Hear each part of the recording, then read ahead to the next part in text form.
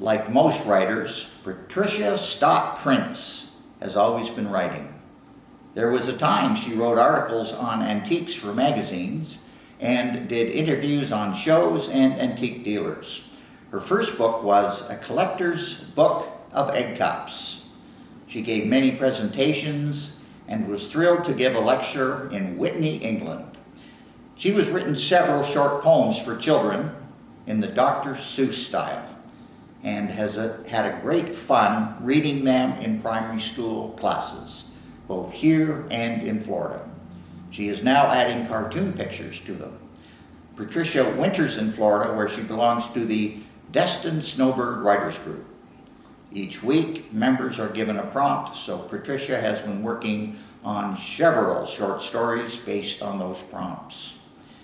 When she was volunteering at the Gravenhurst Library, it came to her attention that there seemed to be a book on most small Muskoka villages except Muskoka Falls. Patricia grew up in Muskoka Falls, so she decided to write the history of the village.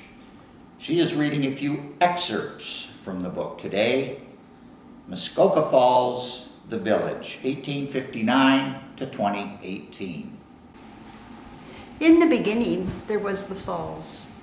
The falls was always there, and that was always the attraction. It must have been breathtaking in its unbridled glory. When the source for electricity was needed, our great grand Muskoka Falls, as the first explorers and surveyors called it, was twisted, manipulated, and bent to the will of modern man. Today it is hidden from view by highways, bridges, and dams. You can still see its magnificent beauty, but you have to know when and where to find it. It is tucked in the corner of Highway 118 exit off Highway 11 North. When you find the bridge, look over and find the rainbow. In the spring, you can hear the roar and see the tumble of the awesome Muskoka Falls. The village itself is small.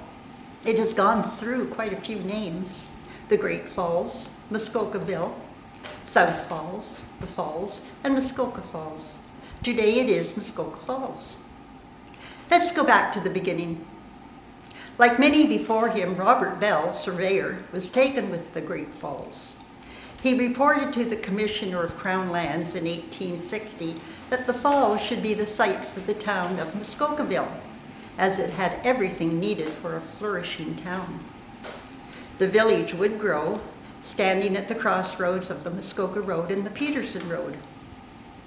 The village gave rise to a sawmill, store, church, and post office.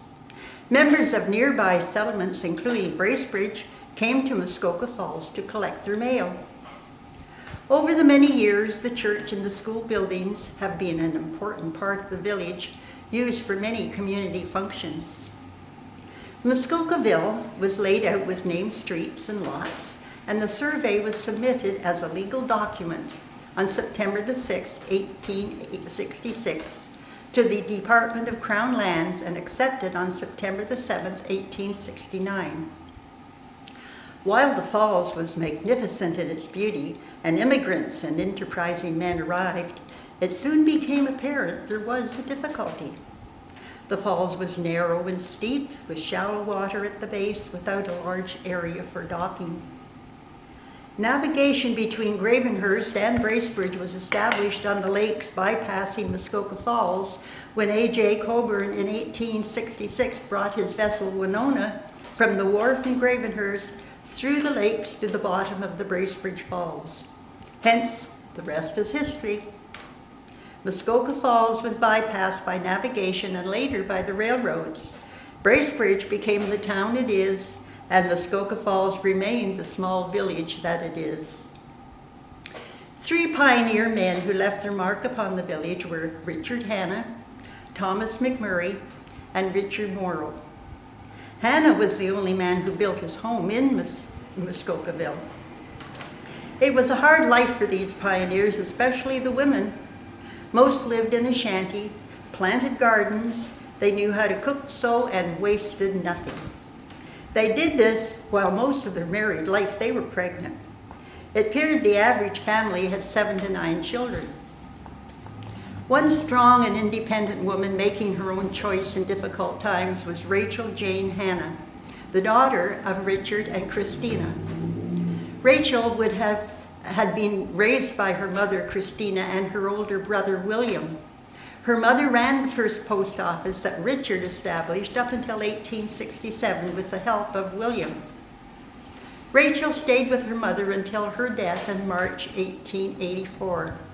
Rachel then left for Toronto to train as a nurse. That must have been a daring endeavor, but just the beginning of Rachel's courageous life.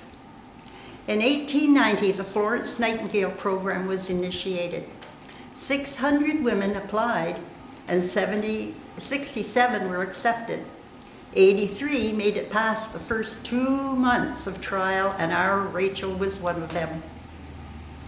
Lady Aberdeen, the wife of the Governor General and the founder of the Victorian Order of Nurses, sponsored a program to provide medical assistance to soldiers and miners involved in the Yukon Gold Rush in Dawson City. Rachel applied for this adventure, and along with 3 other nurses, she was chosen to go. After a heroic life, Rachel had a tragic ending. The Huntsville Forester reported on April the 19th, 1934, Miss Hanna's tragic death. Respected citizen succumbs following injuries from a fall.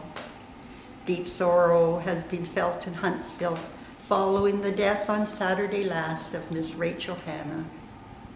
Tuesday night, Miss Hanna left the home of W.E. Hutchison to go to the post office. When on West Street, she fell heavily on the cement walk. She was unconscious and taken to Mr. Hutchison's house. She did not regain consciousness, and she passed away Saturday afternoon. It is thought that she fractured the base of her skull. The funeral took place on Monday afternoon in Bracebridge. The late Miss Hanna was in her 75th year. Rachel is buried in the Bracebridge United Cemetery beside her mother. Muskoka Falls has always been an unassuming little village with hardworking people who over the years found meaning in the word cooperation. The same summer families have returned over the years as their land and buildings were for the most part inherited. Some of them, like the Summers and Schnabels, are still there in the cemetery. Their roots were Muskoka Falls, and they loved the village.